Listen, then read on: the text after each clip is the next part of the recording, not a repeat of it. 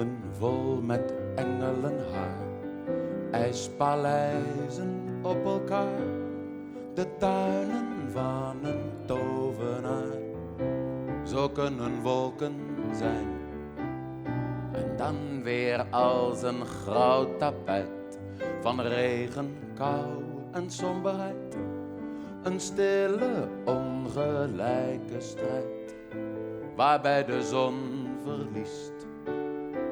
Wolken komen, wolken gaan, dag in dag uit. En langzaamaan weet ik, nu ik wat wijzer ben, dat ik de wolken niet, nog altijd niet ken. Zon en zee en feestgevoel, dat lichte zwevende gevoel. Een vrouw die weet wat ik bedoel, zo kan de liefde zijn. En dan ineens die zwarte dag, het afscheid, een verlegen lach, een pijn die niemand weten mag. Een hart is maar zo klein. Liefde komt en zal weer gaan, als eb en vloed. En langzaamaan weet ik, nu ik wat wijzer ben, dat ik de liefde niet, nog altijd niet ken.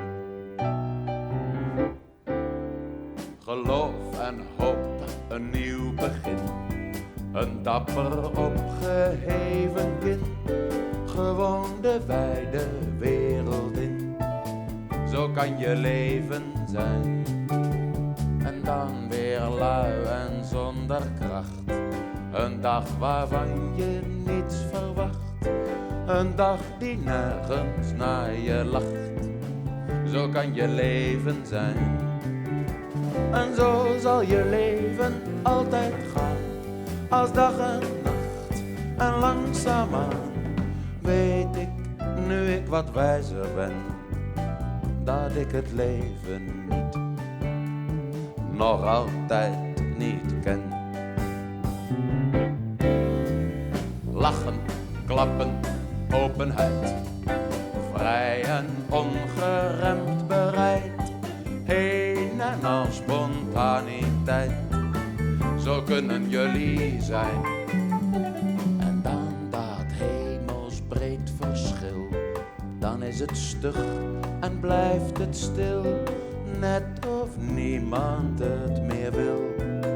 Zo kunnen jullie zijn.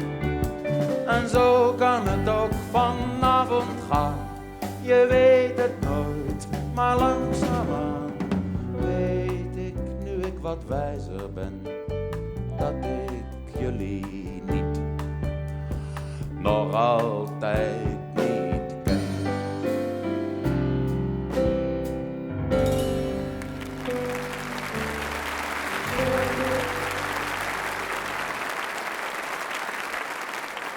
Zo, daar. Gaat-ie. Zo'n gangetje. Het leven is geven en nemen. Ja, pappen en warm houden. Geef mij een broodje van je. Tartaar. Ja, geef maar tartaar met de koffie erbij. Ja, geef maar koffie. Melk. Nee, zwart. Sigaretje. Ja, geef maar een sigaretje. Maar wat rook je daar nou? Bristol. Kom je daar nou bij? Nou kijk jongen, pakje Bristol kost 1,25 en er zitten 25 sigaretjes in. Normaal zitten er in een pakje van 1,25 20 sigaretjes. En dan rook ik per dag een pakje. En met Bristol spaarde ik nou per dag een kwartje uit. Wat doe je dan met een kwartje? Doe ik in een doos. Wat doe je dan met die doos? Nou, daar heb ik na 5 dagen 5 kwartjes in. En wat doe je dan met die 5 kwartjes? Daarvan koop ik weer een pakje Bristol. En die dag heb ik dus dat pakje voor niks. Heb ik dus die dag weer 5 kwartjes over. En daarvan koop ik dan de volgende dag een pakje Bristol. En zo rook ik eigenlijk altijd voor niks.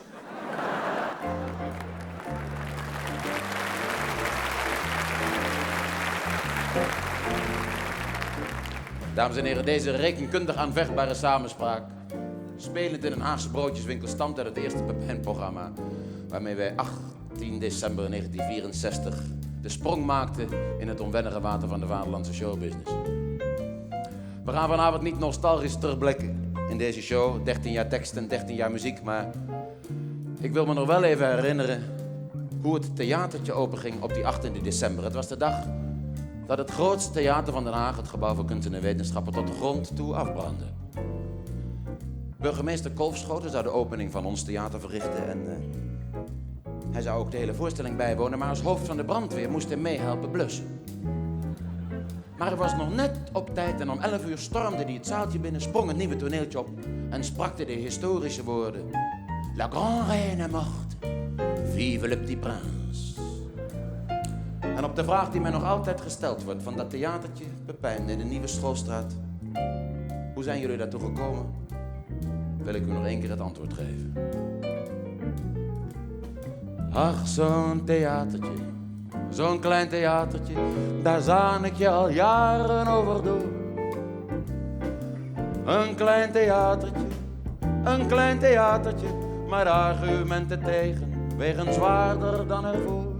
Want als je ze vertelt van je theatertje, dan zeggen ze: kom je wel overheen. Wat een klein theatertje, ja, een klein theatertje. Dat zijn van die ideeën, jongen, die heeft iedereen. Want bijna alle mannetjes, die hebben van die plannetjes. Van eigenlijk moest ik toch nog eens een keer een tandemtocht naar Kameroen of in het Vreemdelingenlegioen. Maar dat kan nooit voor je baan of voor je buurt of voor je eer. En jij denkt ook, een klein theatertje, klinkt eigenlijk wel gek. Een klein theatertje, schei uit een klein theatertje. En al dat zenuwleien en die zorgen op mijn nek. En dan krijg je de tijd van een theatertje. Ach jee, dat idee dat heb ik vroeger ook nog eens gehad. Dat is waar, een klein theatertje. Ja, ik weet nog goed, een klein theatertje. Het mijne dat zou komen in de Haagse binnenstad. Maar als iemand dan iets zegt van een theatertje, dan zaan ik je daar toch weer over door. Ja, een klein theatertje. Ja, een klein theatertje. En de argumenten tegenwegen lichter dan daarvoor. En alle wijze mannetjes met al hun wijze plannetjes. Je hoort ze niet, je ziet ze niet meer staan. En of je daar nou goed aan doet en of je dat nou laten moet. De dingen gaan nou eenmaal altijd als ze moeten gaan. Jij wil een theatertje, een klein theatertje, met alles dan erop en dan eraan. En je krijgt iets van Gods akker, en je krijgt iets van Gods watertje. En je denkt, als ik het nou niet doe, komt het er nooit meer van. En toen wij wouden beginnen, toen zei iedereen: weet wat je doet, wat wil je Den Haag? En toen ging het een beetje lopen bij ons en toen zei iedereen: je weet wat je doet, wat wil je Den Haag? En toen kwam, dames en heren, dat we eerst een jaar hier door de Haagse binnenstad hadden gezworven.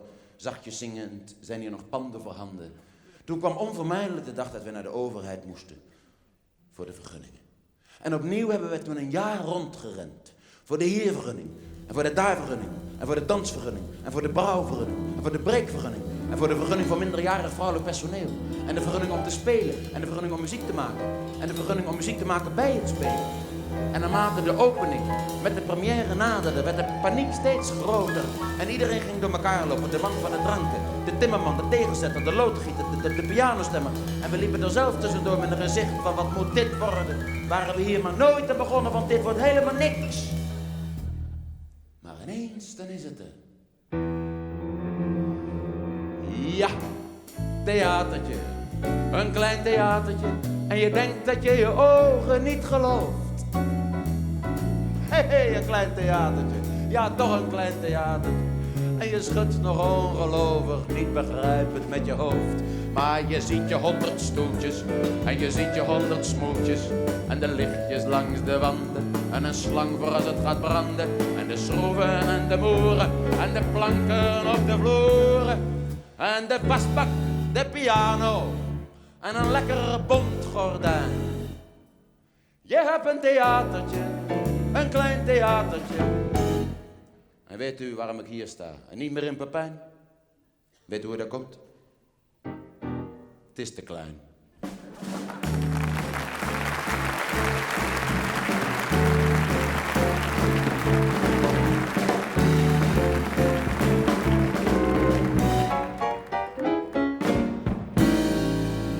Ik ben natuurlijk eigenlijk eerder begonnen dan 13 jaar geleden. Ik ben eigenlijk pas goed begonnen op de middelbare school, waar sommige leraren voor een blijvende inspiratie in mijn carrière hebben gezorgd.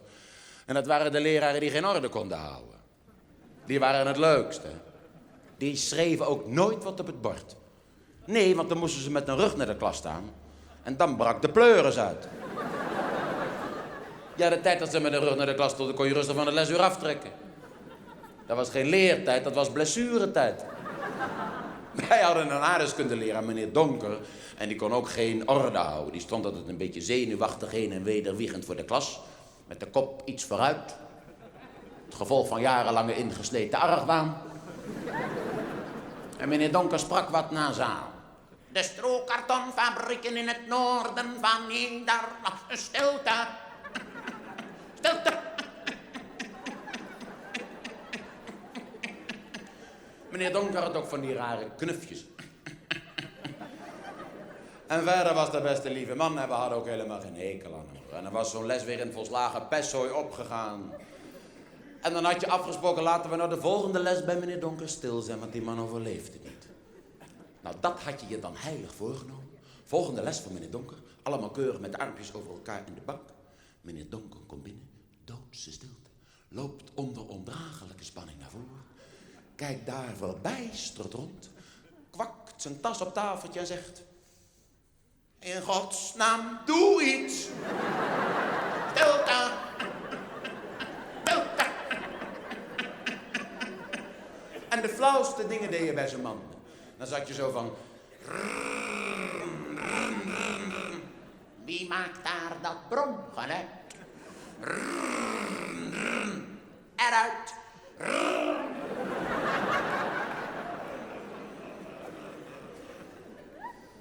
Ja, en ik zat op een christelijke school en daar werd voor de les uit de Bijbel gelezen en gebeden. En er werd ook gebeden zaterdags na het laatste uur.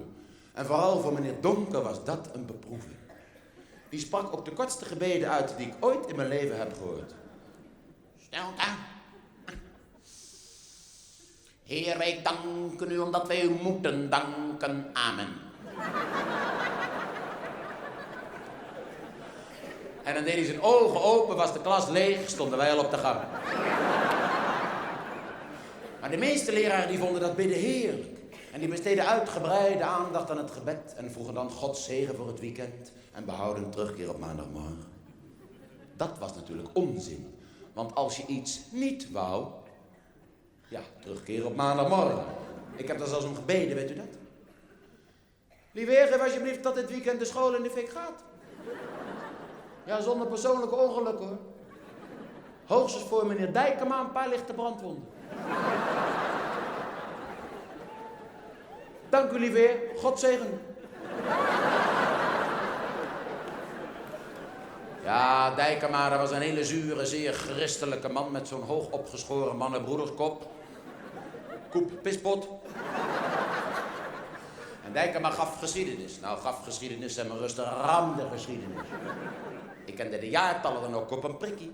Ik kende de jaartallen en dan had je andere jongens in de klas die wisten wat er toen gebeurd was.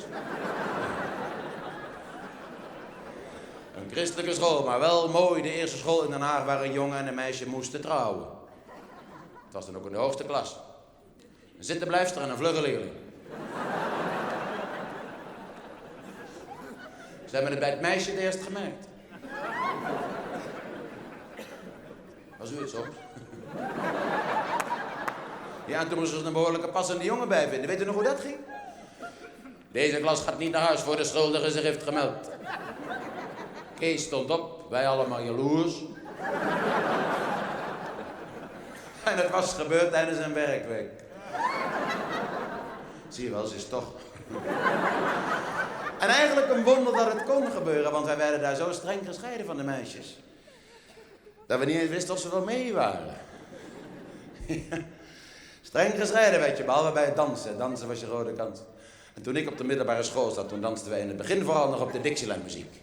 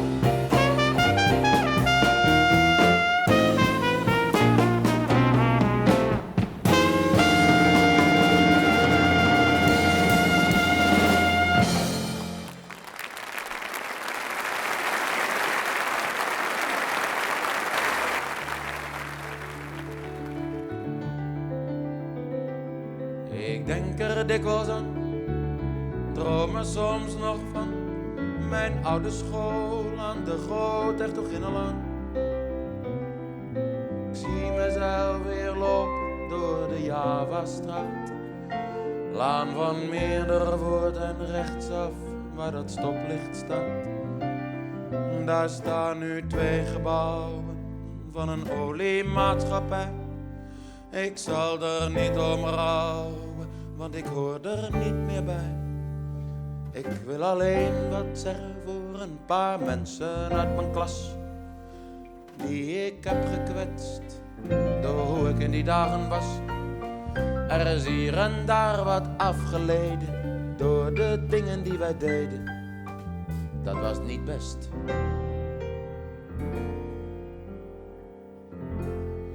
Maar we hebben wel gelachen.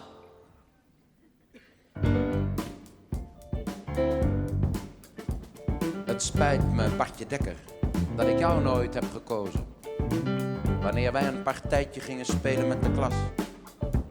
Jij mocht de ballen halen en ik zie je nog staan blozen, alleen met je verkeerde benen in dat groene gras. Het spijt me, Adi Suurmond, bruine jongen uit Jakarta.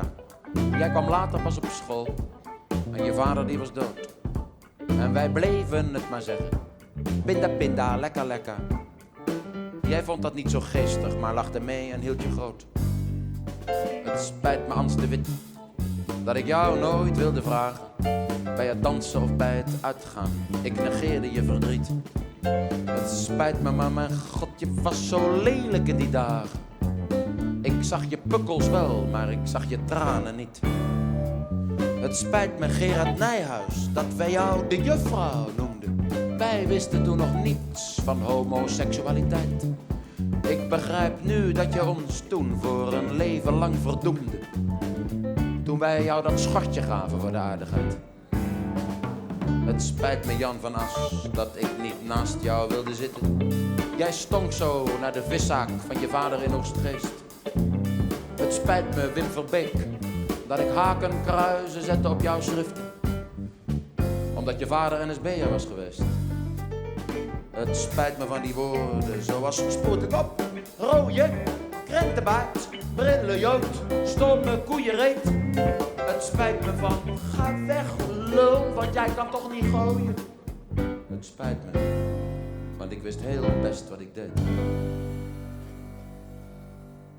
Ik denk er dikwijls aan, droom er soms nog van mijn oude school aan de Groot-Hertoginnenlaan. Ik zie mezelf weer lopen door de Javastraat, Laan van Meerdervoort en rechtsaf waar dat stoplicht staat. Daar staan nu 2 gebouwen van een oliemaatschappij. Ik zal er niet om rouwen, want ik hoor er niet meer bij. Ik wou alleen wat zeggen voor een paar mensen uit mijn klas, die ik heb gekwetst door hoe ik in die dagen was. Zijn allemaal gedane zaken en het is ook nooit meer goed te maken. Het was niet best, maar we hebben wel gelachen. Nou ja, gelachen.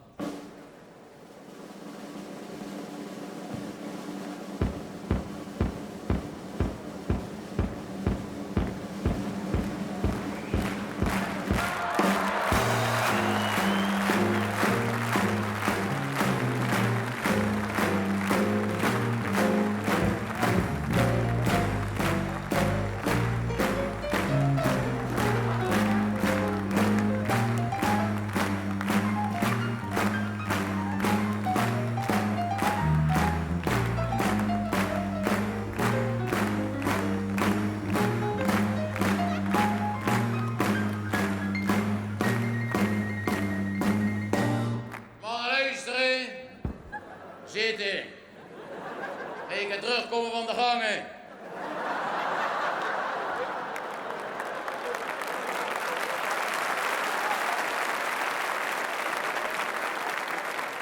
De jassen blijven nog 2 minuten hangen. Is dat duidelijk? Luister eens. Dus jullie weten is Kees het vorig jaar in het hitwezen verschenen. Tot zijn eigen stomme verbazing. In de hoop, losse geroeven en zelfs als Trahoetel schreef.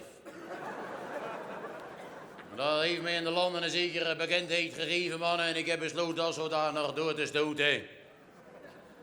De politieke chaos in de landen zal doorduren tot in de 80er jaren, mannen, en dat kan niet uitblijven. Er zal binnenkort worden geroepen om de sterke man. En die sterke man ben ik, Kees der Nederlanden.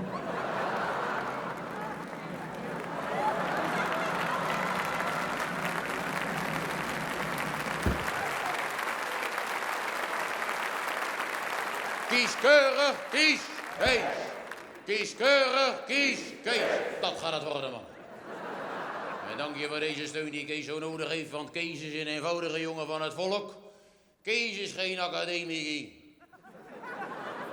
Alle politicus zijn academici, maar Kees is geen academici, maar wordt wel politici. Kies keurig, kies.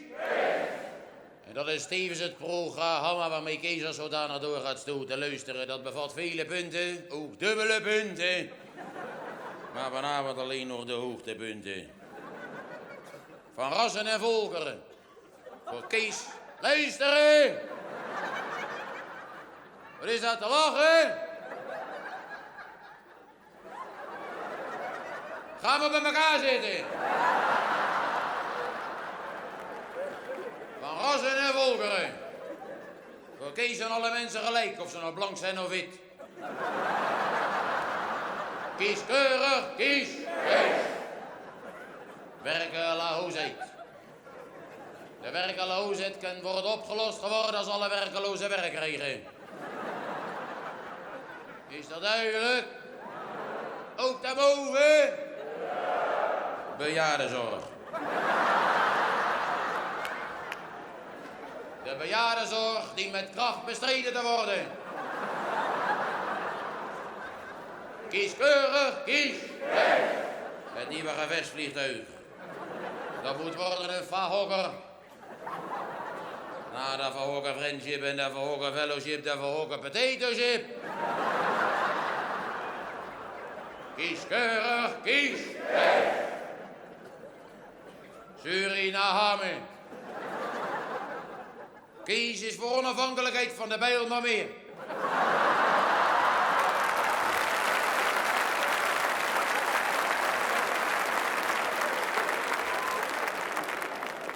Kies keurig, kies! En dan nog tenslotte mannen luisteren, 2 hete hangezers. De abortusproef ook is. De ongeboren vrucht zal zelf mogen beslissen Kies keurig, kies. En dan nog het naaktlopen. Het naaktlopen zal langs de hele Noordzeekust moeten worden toegestaan geworden, zodat wie het breed heeft het ook breed kan laten hangen. Kies keurig, kies. Vragen? Geen vragen, dan heb Kees zelf tenslotte nog één vraag. En de vraag is deze, mannen luisteren, wat is nou het verschil tussen Kees en de nachtportier van het Congresgebouw? En het antwoord is, Kees gaat naar huis.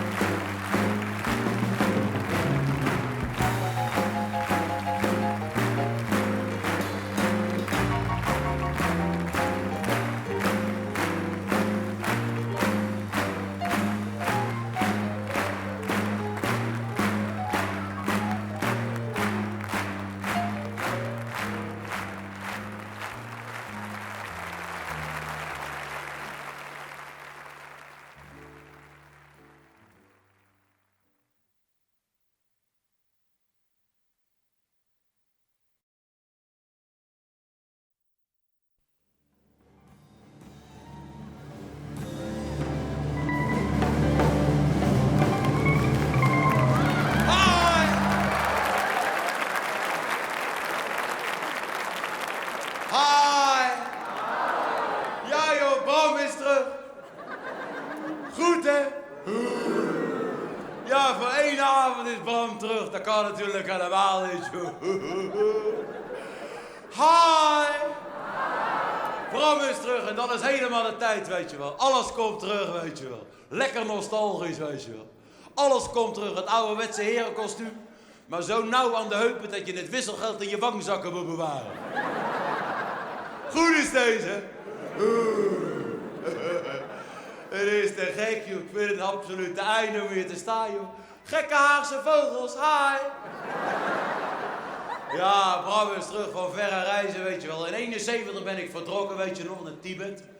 Om het te wijden aan het bovenzinnelijk denken, weet je wel. Op zoek naar de absolute Bram. En ik had een hele goede goeroe, had ik, weet je wel.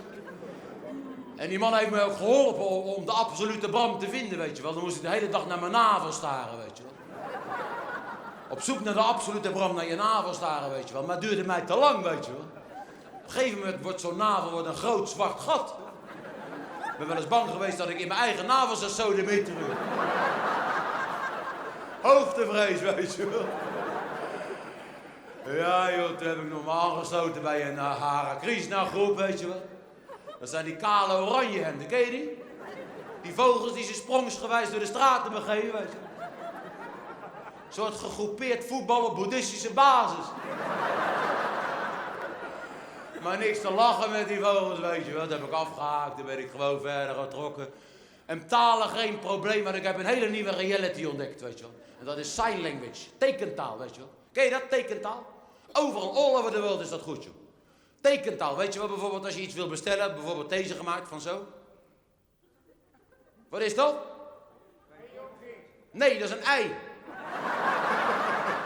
Hij wil gelijk weer aan de borrel, weet je wel. En jonkie, nee jonkie. Nee jongen, dat is een ei. En deze? Tok, tok, tok, tok. 2 eieren, ja joh. Sign language, weet je wel, tekentaal. En moet je bekijken, deze bijvoorbeeld, wat is nou deze? Tok, tok, tok, tok. Eieren met spek. Goed is dat, hè? Oeh joh, sign language, weet je wel. En deze gemaakt, bijvoorbeeld deze van... Glas melk, ja. En dan deze.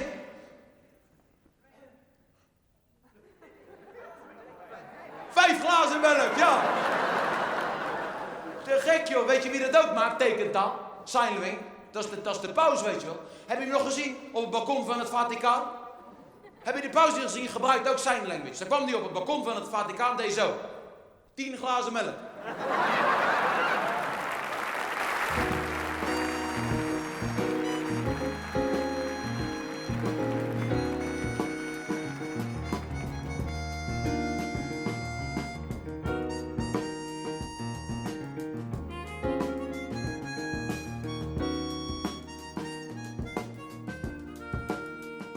In de zomer van 1970 strikken wij neer in de oude koerzaal te Scheveningen. Het waren de nadagen van het EMS-imperium.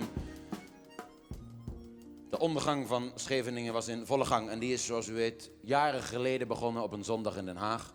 Toen belde er 's morgens bij Zwolsman een Jehovah-getuige aan en die zei: binnenkort vergaat de wereld. En toen heeft Zwolsman gezegd: goed, dan begin ik vast met Scheveningen. Scheveningen is nu weer een opbouw. De maquettes zijn veelbelovend.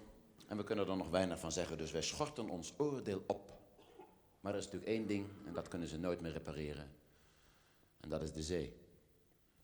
De zee heeft me verteld dat hij zo moe is. Hij zei dat hij er zeer beroerd aan toe is. Hij zei: wat is daar toch bij jullie allemaal aan de hand?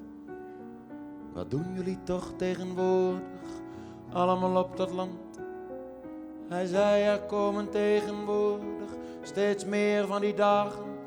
Dan kan ik alle vuile rotzooi haast niet meer verdragen. Dat zei de zee, die me vertelde dat hij moe is. Die zei dat hij er zeer beroerd aan toe is. Ik hoor dat er bij jullie af en toe wel een rapport verschijnt, dat na de eerste onrust dan weer ergens in een la verdwijnt. Van de een of andere waardeloze functionaris, die vanwege het toerisme niet wil weten dat het waar is. Dat het waar is als ik zeg dat ik zo moe ben. Dat het waar is dat ik er zeer beroerd aan toe ben. Vroeger vond ik het fijn wanneer het zomer was geworden. Met al die mensen en die kinderen, dat was gezellig hoor, maar nu heb ik vaak de neiging om te roepen als ze komen: blijf maar liever weg, niet te dichtbij, want dat is slecht voor u. Dat zei de zee, die me vertelde dat hij moe is. Die zei dat hij er zeer beroerd aan toe is. In november en december word ik nog wel eens driftig. Maak ik me net als vroeger nog wel weer eens giftig. Dan ram ik op die degelijke nieuwe delta-dijken.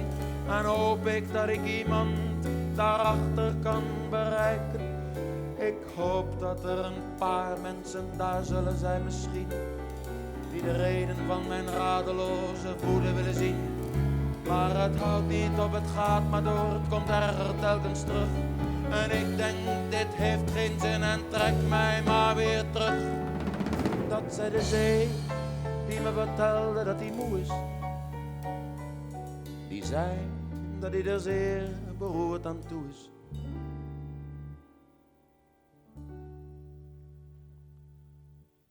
Toen zweeg de zee.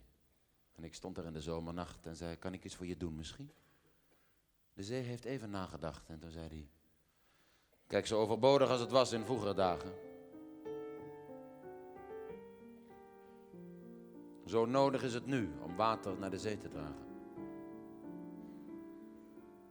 Dat zei de zee, die me vertelde dat hij moe is.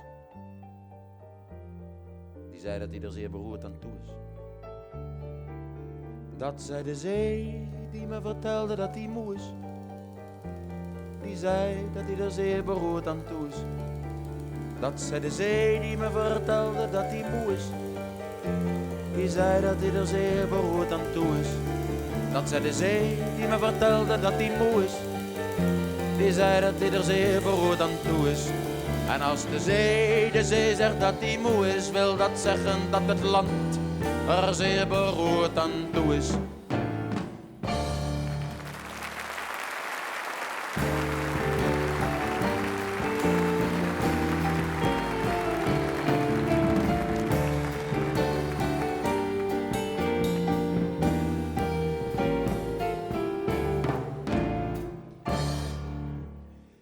Je hebt Scheveningen en je hebt Scheveningen. Je hebt het Scheveningen van de boulevard, de pier, de grote hotels, het Geverdeijnersplein, het toerisme. En je hebt het Scheveningen van de vissers, het rode dorp. Een geheimzinnige, wat besloten wereld waar nog altijd weinig over bekend is. Een paar jaar geleden is er één geschiedenis uitgelekt die bij vriend, visser en vijand een schok van ongeloof heeft veroorzaakt. Hebt ge het verhaal gehoord van Ali van der Zwan, die dochter van die Scheveningse rede? Prachtig om te zien, alles zat eraan, in het midden smal en hier en daar wat brede. Ze deinde langs de haven en ze deinde langs de zee. En als een visser van de visvangst was gekomen, dan mocht hij voor een maaltje nieuwe haring met haar mee. Ali heeft gegeven en werd genomen door Dirk den Dulk en door Maarten Vrolijk, door Kees den Heijer en door Jacob Pronk, door Willem Knoester en Piet Jo. Het bed bij Van der Zwan was altijd vol. Wilder werd het leven van Ali van der Zwan, die dochter van die Scheveningse rede. Ze sliep elke nacht met weer een andere Scheveningse man, want haar bed en haar moraal werden steeds breder. En als er een op zee bleef, dan had ze het even niet. En ze dacht, zo'n lekkere jongen, het is toch zonde. Maar ze heeft op zulke dagen van kommer en verdriet altijd innig medeleven ondervonden.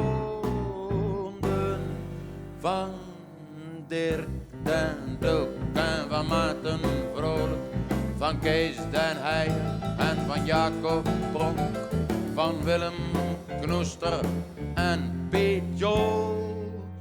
Het bed bij Van der Zwan was altijd vol.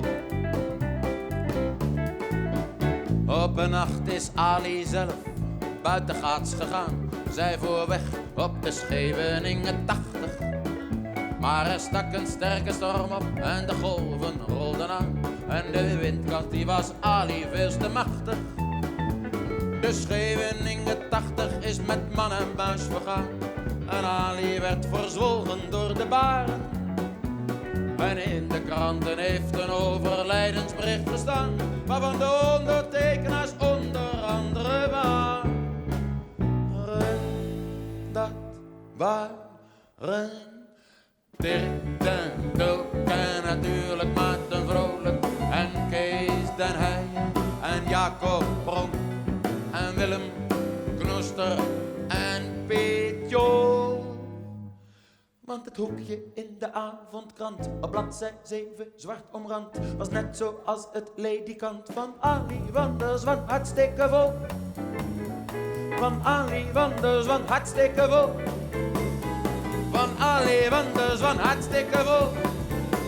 Ja, van Ali van der Zwan, hartstikke vol.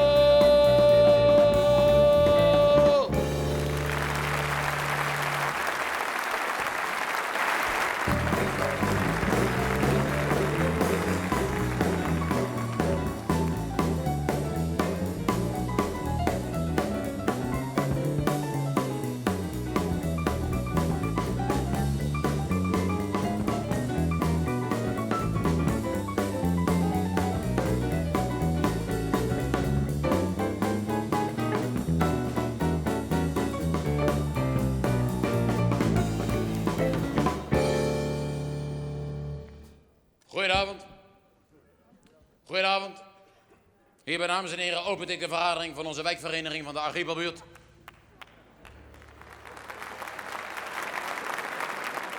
En ik heet u allen hartelijk welkom. Ik deel u mede, dames en heren, dat ik de zaak nu helemaal met de wethouder heb doorgesproken. Dus en de wethouder duidelijk gesteld heb dat wij het dus niet nemen. Dus zo heb ik dus de wethouder op tafel gelegd. Ik heb de wethouder dit gesteld, buurtgenoten, dat als het wijkcentrum in onze buurt geen doorgaan gaat, dat wij dan overgaan tot actie, harde actie. Actie, harde actie dus. En zo zitten bij de wethouder nou in de molen. En vanavond zijn we hier met de hele buurt nog 1 keer bijeen om deze zaak nog 1 keer helemaal door te spreken. Dat wij weten wat we allemaal hebben, dat we dus niet voor het blok gaan komen zitten te liggen. Actie, harde actie. En ik zou willen vragen, buurtgenoten, wie van de hier aanwezig ik dan als eerste het woord mag verlenen. Ja, ga de rang, dame, u was het eerst. Dank u wel, voorzitter. Ik ben mevrouw Thijssen Arbeid uit de Delystraat. Ik had even heel duidelijk willen pleiten voor de aankoop van klimrekken en speelobjecten van een verantwoorde materiaalkeuze. Ons zoontje Jan Michiel Olaf heeft zijn kleine tere handjes open gehad in de klimrekken voor de Van Heutschool, omdat ze de inferieure houtsoorten hebben gebruikt. Gewoon vuren. En het vuur is levensgevaarlijk voor de handjes van de kleintjes. En mede namens mijn man zou ik ook willen zeggen, staakt het vuren. Zeer bedankt mevrouw Roomboter. Buurtgenoten, laten we die klimrekken mee op laten evalueren in onze actie. Harde actie. Laten we proberen om die klimrekken een stuk motivatie te geven. Ogenblik wachten, dame. Die oudere heer achteraan was eerder. Ga er gang, heer. Ja, houd u mij ten goede, mijn naam is Van Dalen. Nee, niet Sandalen, hè. Heren muzikanten moeten geen grappen maken. Van Dalen, en niet te dikke. Wij zaten met de bejaarden altijd op die bank in de Sumatrastraat, maar die bank hebben ze daar weggehaald. Hebben ze de trottoirs versmalt en parkeerhavens aangelegen. Nou kunnen wij ons eigen daar dus niet meer kwijt. En bij ons op het huis is het ook behelpen, want dan slapen wij met 8 man op 1 kamer. Ja, dat is alleen nog maar de dagploeg. Wij hebben daar dus geen enkele privacy. Houdt u mij de goede, wij mogen niet klagen, maar er komt een dag dat wel mag en dan zijn wij dus wel zeer goed voorbereid. Wij van bejaardenhuis Avondrood, maar nog niet dood. Bedankt, heer Van Dalen. Ik zou de bejaarden van onze buurt dit willen voorstellen dat zij zich kritisch opstellen in rijen van 65 plus. Ogenblik wachten nog, dame. Dominee was nog eerder. Ga er gang, dominee. Ja, voorzitter, ik dank u voor het woord. Ik dacht, 2 van de Malakka-kerk voor het wijkcentrum ook een ruimte voor ogen hadden voor eigen tijdse creativiteit. En ik dacht dat creativiteit in de eigen tijd toen een familiebevrediging kon geven, want creativiteit in de basentijd. Het is dat? Hé, wat is dat? Werkcentrum? Ja, je moet opzouden weer met je werkcentrum. Dan moet ik dan nemen met mijn patatkraam. Ja, dat is mijn living, mijn vaste boterham, is 25 jaar lang. Opzouden met je werkcentrum, en weet je wat jij kan doen? Nee, je kan de cholera krijgen. Nou, dit aanbod is een dank aan vader. Je schijt uit, slembel. Ja, dan moet ik zeggen van die vuile voorgebakken frieten gaan verkopen. Nou, dan verdomt deze kleine jongen toch moeten naar normaal. Werkcentrum, werkcentrum. Je kan een leplazer krijgen met je werkcentrum. Ja, zekcentrum zou je bedoelen. Rustig, rustig, patatbakker, rustig. Ik zal uw standpunt zo letterlijk aan de wethouder overbrengen. Het is uw beurt. Ga de gang, dame. Ik ben de vrouw van de beheerder. De vrouw van de beheerder. Ik ben de vrouw van de beheerder. Van de beheerder dus. Mag ik u even spreken?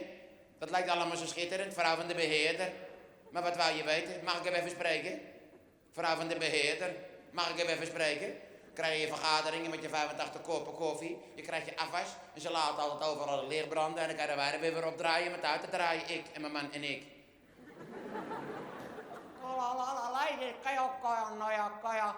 Hang bang ho. Het is whooping. Het is makkelijk. Voorzitter, ik kan lekker leven aan werkcentrum. Hete spijzen op Chinese wijze. Picking eat, loop ja kip, chop chop, foejong. Hi, die Chinees bedoel op sodemieter, hè? Het is de man, werkt er al zo je met zijn stinkende loempia's. Gaat pletten, ping.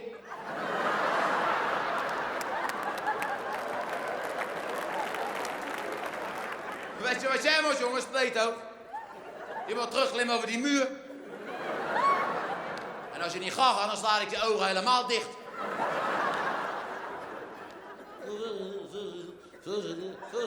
Voorzitter, mag ik even tussenbeide komen? Voor het werkcentrum, er staat een oude linde, die nog in het jaar 1903 geplant is door onze toenmalige jonge vorstin de koningin Wilhelmina, ter gelegenheid van het feit dat de generaal van Heut de Achaeus weer onder de knoet had gekregen. Nou, als je mij even een telefoonnummer kan geven van die generaal van Heuts. Dan neem ik even contact op met de generaal en vraag of hij ons misschien een stuk begeleiding kan geven bij de actie. Harde actie dus.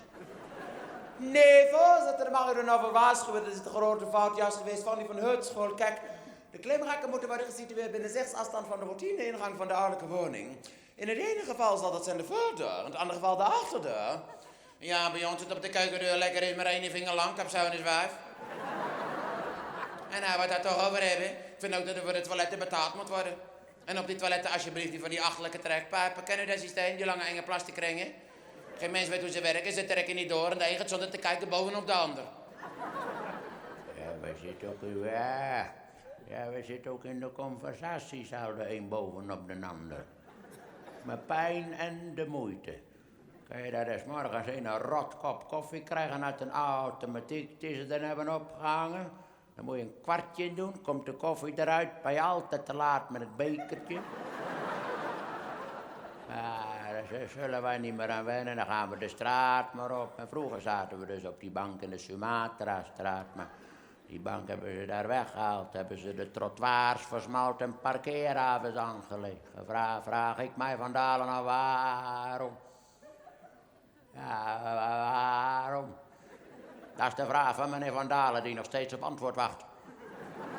Ogenblik even Van Dalen, ik wou nog even terugvallen op de dame van de toiletgroep. Dame, mag ik even op u terugvallen? Ik deel de mede, we krijgen een schitterend betegelde toiletgroepen voor gescheiden dames en heren. En buurtgenoten, ik zou dit willen voorstellen, laten we elkaar op de toiletgroep ook een stuk begeleiding geven dus.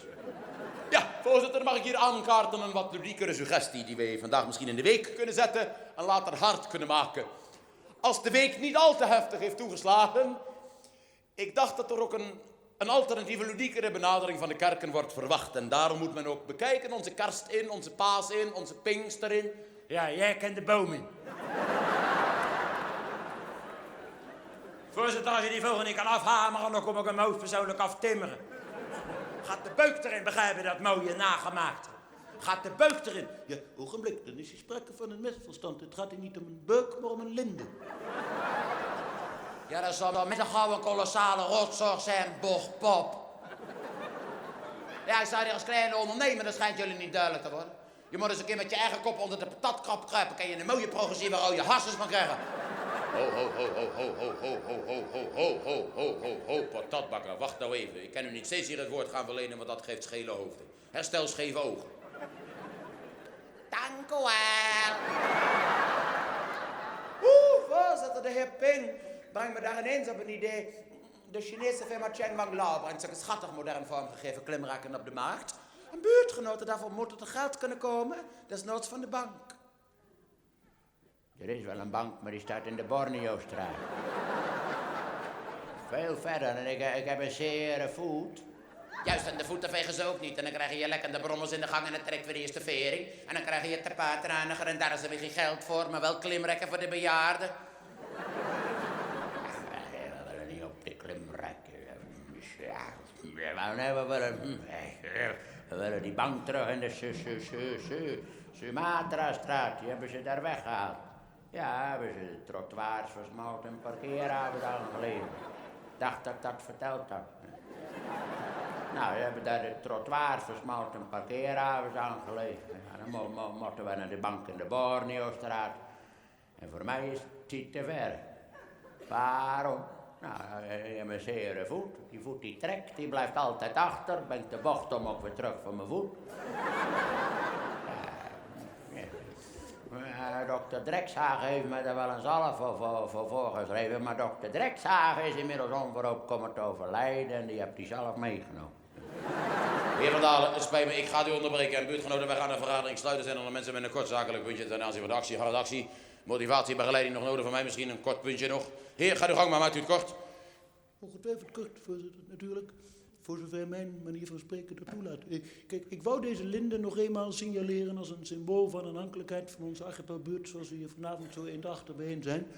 Symbool van aanhankelijkheid met het geliefd Vossenhuis. En daarom zou ik nu voor wij de vergadering sluiten, luid en krachtig verluid roepen, leven de koningin. Hippipiep, hippipiep, hippipiep, hippipiep, hoera. Nee, nou moet je helemaal ophouden. Kom er een als jou met de koningin, haar mayonaise. Ja, maar voorzitter, noteert u wel die enige Chinese klimrakken? We willen niet op die bank in de Borneo-straat, we willen die bank terug in de Sumatra-straat. Actie, harde actie, motivatie, begeleiding. Actie, harde actie, motivatie, begeleiding. Maar als dit meer verantwoordelijkheid voor de buurtbewoners zal moeten worden ingebouwd. Je zou er weer erop beginnen lijplaatsen krijgen met je werkzaamheden. Ja, maar die linde moet het autoprijs behouden zien te blijven. En wie gaat dat allemaal betalen? Die enige klimrakken. Ja, maar niet in de Borneo-straat. Actie, actie, harde actie, motivatie, begeleiding. Wie de verantwoordelijkheid, dus er is een zodemeter op je. Linde zonder dat mensen, wie gaat het allemaal betalen? Die enige klimrekker. Actie, actie, harde actie, motivatie, begeleiding. Actie, actie, harde actie, motivatie, begeleiding. Actie, actie, harde actie, motivatie, begeleiding. Dank u wel.